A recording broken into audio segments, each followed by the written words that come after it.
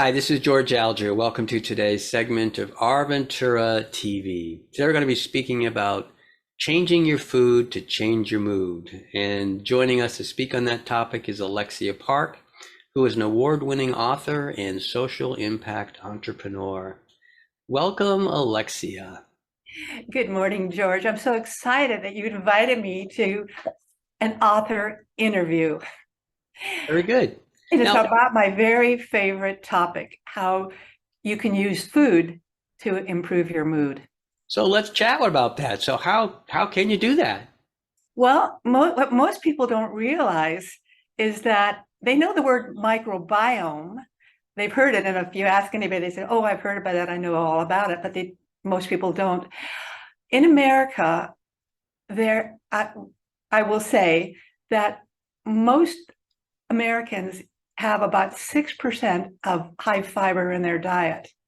Some maybe just even children might have just like one sprout of broccoli, and that becomes part of their diet. When you expand it to the entire universe of America and you look at the populations of America, we can actually tag it as a basis for mental health issues in America, whether it's the homeless. Almost 100% of people who are homeless and living on the streets or even in temporary shelters, but back on the streets again, perhaps, have mental health issues. And then you move into the general population where people even have housing and they're worried about maintaining their house or having enough money or getting a job or maintaining a job that is something that they love and not just a bad job that they have to get up at 4 a.m. in the morning and go to work and come back, whatever the job is. And then students in the universities, there's a statistic that says between ages 18 and age 24, about 42% of students at universities. This probably could be true of community colleges as well, but the university is typically where they leave home and they enter into a new social group and they have to meet different social norms perhaps, and they might have different influences that they didn't have when they were at home. But the thrust of that is they are under great stress, mental anxiety, and depression. So these key issues, and you step down one step further to high schools, and there's a crisis in mental health at even that level. Even young children who see their siblings or their parents struggling with anxiety, depression, and enormous stress. And so what they don't realize, and it's really not talked about, because what happens is when there is someone announcing, I have stress, I have anxiety, I'm depressed, I can't get out of bed, or I can't go to work, they typically go to a doctor.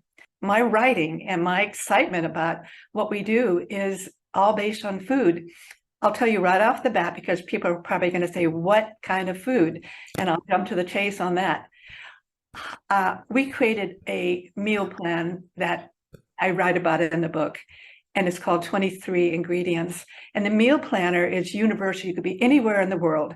And what we say is, go look for the darkest greens you can find, whether they are spinach, kale, collard greens, maybe bok choy or some other things that give you that, the greens that are the darkest greens, mustard greens, things like that in India, perhaps. And then kale, if I said spinach, kale, collard greens, mustard greens, so forth, you can find those anywhere in the world. Those are the foods that when you eat them, and I even bring to my office, just a little to-go box, and I just put a couple handfuls of spinach and I eat it like I'm foraging on the ground. I just from hand to mouth, and I get that in the middle of the day. What that does for your microbiome is it creates GABA, which relaxes the person so they move away from stress, that relaxes the anxiety that they might be feeling. It creates serotonin, and it creates dopamine. And the reason for this is the little bacteria in your microbiome, 50 trillion bacteria, this is their byproduct. This is what comes out of them. And me being a colorectal survivor, also know that now that they also create butyric acid, and that butyric acid coats the colon. And the New England Journal of Medicine and others will say the best prevention against colorectal cancer, which is rampant, is feeding your microbiome dark greens, because it will create that butyric acid as one of the 4 key superstars in that pantheon. Wow. Very well said. So if I was to summate some of this anyway, eating better would be a Yes. way to increase your mood or improve your mood, not only your mood, but your general mental health. And core to that, if I understood this correctly, is fiber, because that helps the microbiome. Did I get that correct? Yes, and I'll just say the fiber, I mentioned dark leafy greens because that gives you the biggest bang for the buck. You buy spinach, kale, bok choy, whatever it happens to be, collard greens, mustard greens, and you get the biggest thing. But then you garlic, ginger, sweet potatoes, red bell peppers, the darker the colors, blueberries, apples, things that are that could be digested as fiber. If you drink apple juice, that's treated like sugar by the body.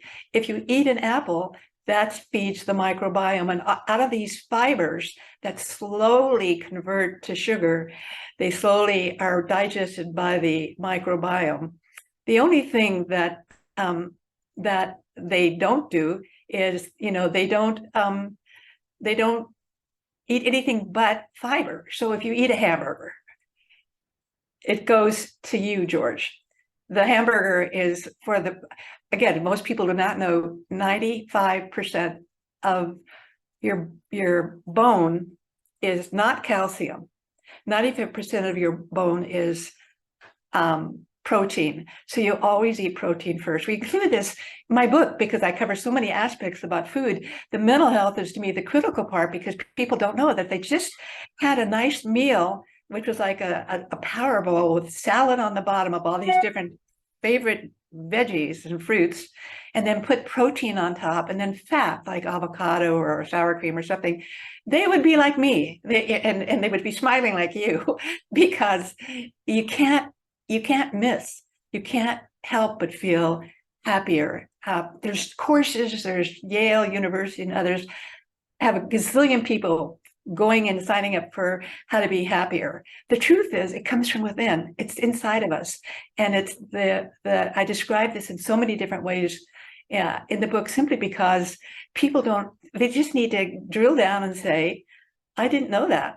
And if I didn't know that I could prevent colorectal cancer or reduce my risk by eating high fiber, I didn't know that I could improve my mood. There are all kinds of things that talk about how you can improve your food. But imagine if you had something that told you, choose your fiber and tell us what it is, and we'll tell you how happy you're going to be today. Choose your food and we'll tell you how much stress you're going to reduce. Imagine if children in high school, instead of having pizzas and the hot dogs and all the things that are quick, fast, and ready to go, walked into the cafeteria and the first thing they had was a salad bar of all different kinds of salads from all over the world, but also, especially in our expertise, seasonal, fresh, not frozen, seasonal, fresh, and local, that can be sustained not just this season, but every season. So you're not waiting for the broken food chain and all the cargo ships sitting out in the harbor to bring food to you, or the trucks being stuck in queue.